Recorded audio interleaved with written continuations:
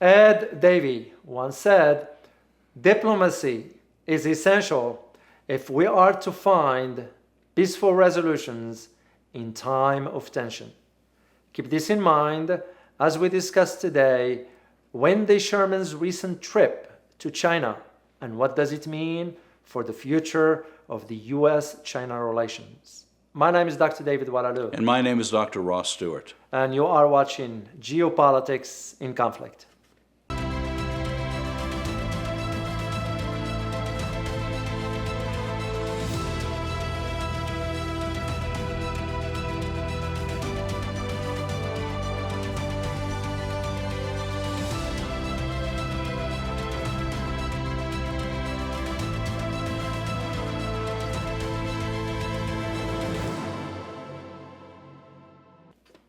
We'd like to thank our viewers, mostly for subscribing to our channel.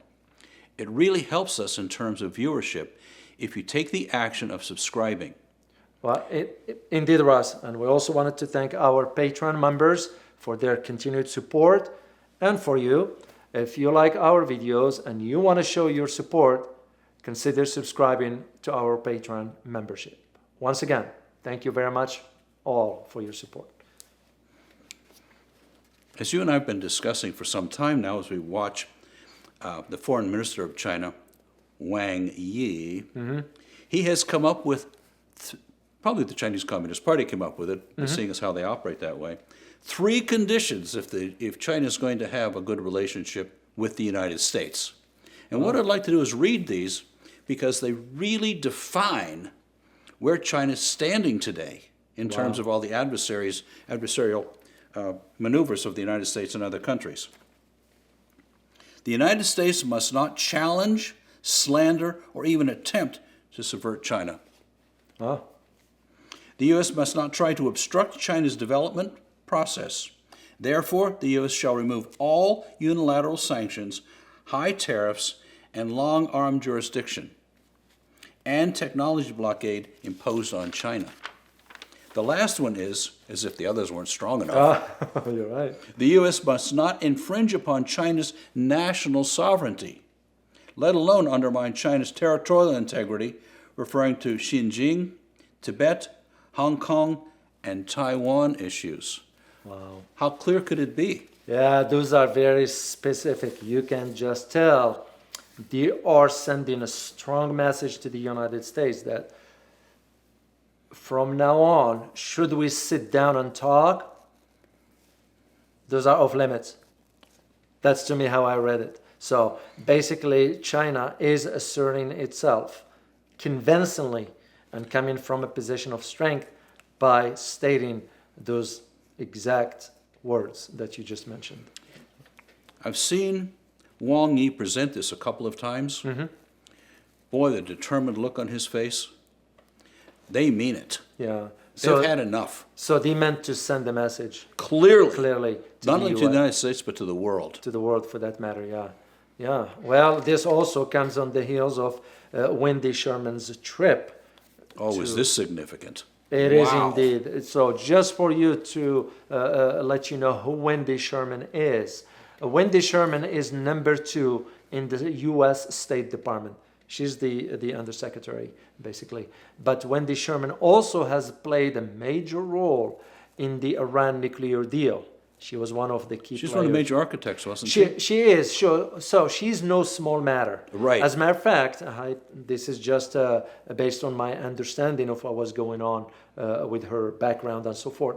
Hypothetically, had the elections in 2016 outcome was different, and Hillary would have been, for example, president, Wendy Sherman would have been nominated for the Secretary of State post.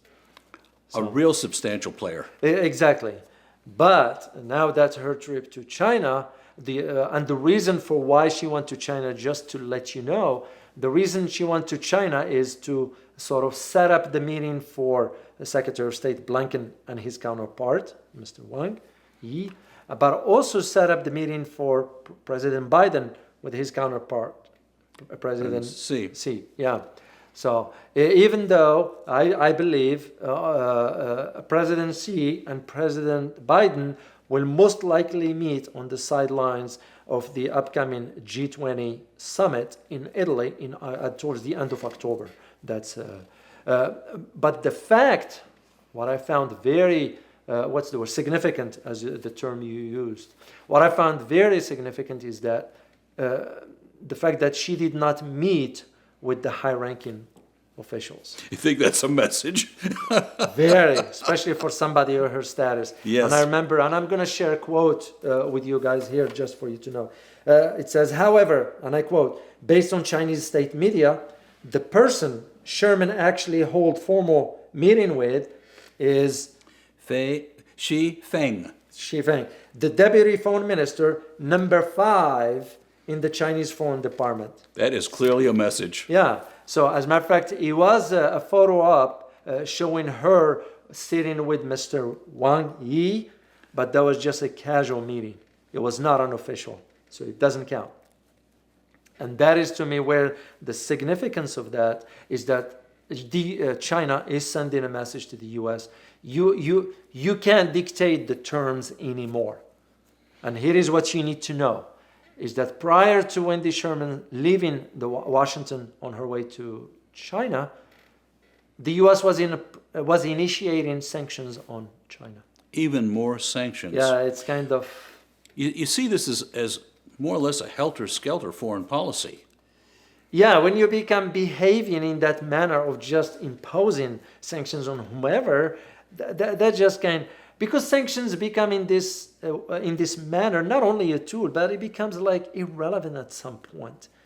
And what we're seeing is that countries that have sanctions against them find another way. Yeah, and this is where China comes in. You take the example of Iran, which we are very familiar with. Yes. Why do you think they went ahead and agreed to the $400 billion deal with China? Because that's their leverage against the U.S. And it also helps their economy, which is in real trouble. Exactly.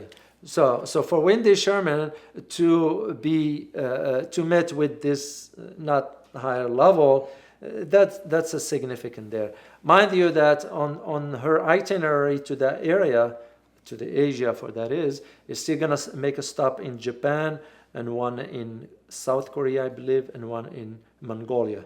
Those ought to be very interesting meetings, especially South Korea. Well, boy, there's a lot on the table there. That's correct. If I am to analyze that trip, they will have only one objective and one objective only. I could be, of course, wrong, but that is just my what I read sort of between the lines as to what the purpose of the trip is. And the purpose is this. It has to do with the Quad. Oh, good luck. Yeah. This was like inviting South Korea to cut its own throat. Yeah. Please do that for us. I don't think so. Which South Korea already made it clear that they're not going to have it. They don't want to be part of the Quad. They don't want to get involved in that. I mean, take a look at the amount of trade that goes on between South Korea and China. It's enormous. That's correct. And mind you, just some information came up yesterday that South Korea and North Korea have opened up communications again after a year of hiatus and blowing up the negotiation building. That's correct. So there's got to be a big story there too. That's Maybe correct. We'll do another show on it. That's correct. Yeah, it will be very, very interesting. But this is where I see that I will categorize as the visit of Sherman to China as a failure. I'm not going to sugarcoat it. From the U.S. perspective, for sure. Yeah, because that's what it is. If you couldn't meet with the higher ups of the government, what's the point? And I have to look at this as a real victory for the for China, because it says you are now required to respect us, and you can't bully us around anymore, and we're showing you the door. Yeah, and that is the assertiveness of China's coming, because it's coming from a position of strength. Remember the talks we did, the video rather, we did about the talks between the trade talks between the U.S. and China that took place in Alaska. Oh. What a fiasco that was. Exactly. So this is almost another nail on the coffin for that. The question most geopolitical analysts will have to ask now is how that's going to impact the relationship between China and the U.S. moving forward. Which is the real question of the day. Exactly, Ross. My hope would be that that the United States would start to formulate a reasonable policy on China, at least a consistent policy. Sad to say, we don't have one. Right. And because, President Biden is bogged down with the domestic issues. And mind you, we got two issues closer to home that he has to deal with. One of them is demonstrations in Cuba, and the other one is the assassination of the Haitian president. And because the concern with that is the unrest that could lead to. Those are close to home. And those are hot spots, yeah. Yeah, and mind you, the political conditions in the U.S. are a mess anyway. Washington, that is. So China is approaching this from a position of strength, as we mentioned earlier, but also sending a signal or a message to the rest of the world that can't be bullied anymore. The real declaration is our 100 years of humiliation is over. Because as we know, the Europeans and Americans and Japan led China to 100 years of devastation, humiliation, and I think you see how strong they stand up? They're saying the time is over. Yeah, and that's also, it's what at the heart of what this global geopolitical shift is all about. It's because that shift in itself is seeing the ascendancy of China right. and the decline of the United States, on a global level. It's something we in the West are having a hard time admitting, as we always say that. We do not want to accept this reality that, this shift is been taking place, but not to our favor, the geopolitical shift that is. And China is capitalizing on that shift in many ways, but mainly from an economic perspective. You take a look at the Belt and Road Initiative, you take a look at how China is spreading out, not only Southeast Asia, Middle East, Europe, Africa. Exactly. And say, well, does China need to have U.S. as a trading partner?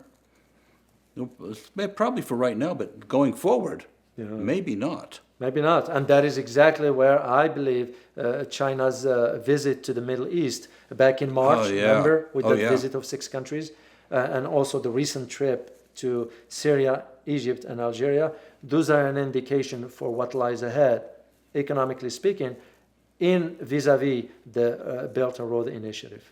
So, because those countries, all of them, are part of the Belt and Road. Yeah, exactly right.